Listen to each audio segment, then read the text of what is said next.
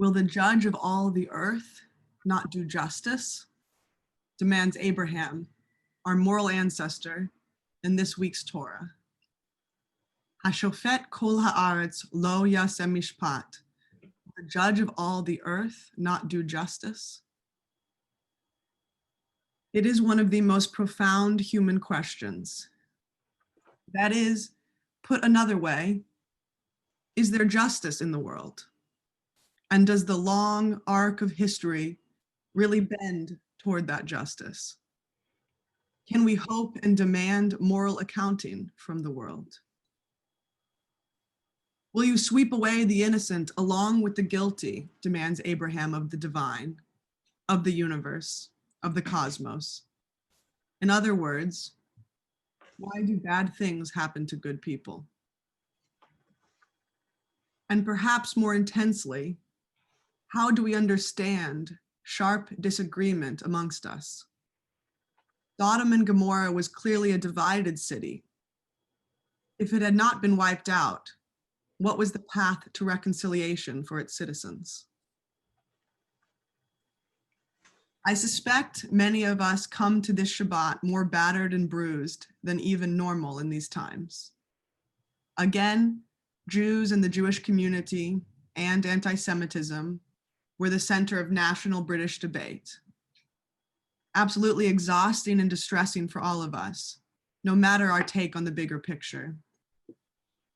The second lockdown was declared last weekend, and the gates closed at midnight 2 days ago.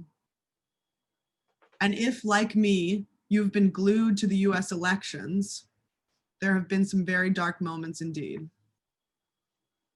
Even if, like me, you feel your presidential ticket is now on the way to winning, it is very, very hard to understand how 70 million people, bigger than the whole of the UK, thought so fundamentally different from you, voted so differently. How do we understand it? Strong disagreements are healthy. We may be opponents, but we're not enemies. That's what Vice President Biden has continuously been reminding us, continuously been saying. And absolutely, our own Jewish tradition very much believes in machloket l'shem shamayim, disagreement for the sake of heaven, disagreement, as it were, from a sincere, profound place. This past month, every story we've been reading together in the Talmud on our Wednesday education evenings has been about that, how dialogue and dialectic and two poles of opinion is built into the world. But disagreement may be healthy, but I cannot believe the racism and misogyny and xenophobia and hatred unleashed by the administration of my homeland is healthy. So where does that leave us? There is a famous midrash, a rabbinic story about this week's Torah portion. Hashofet kol haaretz lo yaseh mishpat, says Abraham. Will the judge of all the earth not do justice? He asks the divine. And the midrash says, this was actually Abraham and God's conversation here. In other words, Abraham is saying to God here, you, God, want to hold all your creations, humanity and the world, to strict account. Of course you do. You are the God of justice. You believe that if we do wrong, as many in Sodom and Gomorrah have been doing, we should face consequence. You, God, the universe, are set up so that what we do matters. If we do wrong, there are effects, says Abraham. But you, God, Abraham says, are also the God of mercy and compassion. You nurture us when we are frightened. You comfort us under the wings of your close presence, the Shekhinah. You love us as a parent loves their children, whether we do wrong or right. And you do not want us to suffer for every mistake we make, everything that we do unknowingly wrong.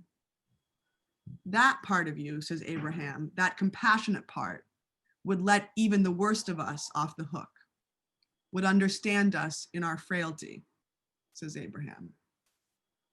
So God, you want to hold the rope at both ends, both to punish us out of your commitment to strict and true justice, and on the other end to forgive us, to love us forever from your place of great mercy. If you pull the rope too hard toward justice, the world is indeed so full of evil that if you truly requite all our bad behavior, we would all be like Sodom and Gomorrah. We would all need to be destroyed for the harm we do and the harm we are complicit in every day. But if you only see us on the other end of the rope and pull that in mercy and compassion and love us, as indeed even the worst of us deserve to be loved, we will never learn. We will never grow. We will live forever in your chesed, in your parental loving kindness, and hurt each other further without boundary, without the restraints that you, God, have set. You must therefore hold the rope forever at both ends, says Abraham. That is your challenge. Indeed, perhaps it is a dialogue after all, the answer.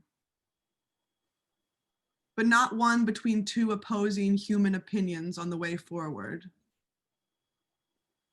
but one where we must hold with compassion that all those we resent, especially at this moment of deep disagreement, both here in our society, within the Jewish community, and more broadly, we must hold that those we resent, and sometimes even hate in our hearts, were also once children and are deserving of love. And we also must, like Abraham demands of God, be mindful of justice.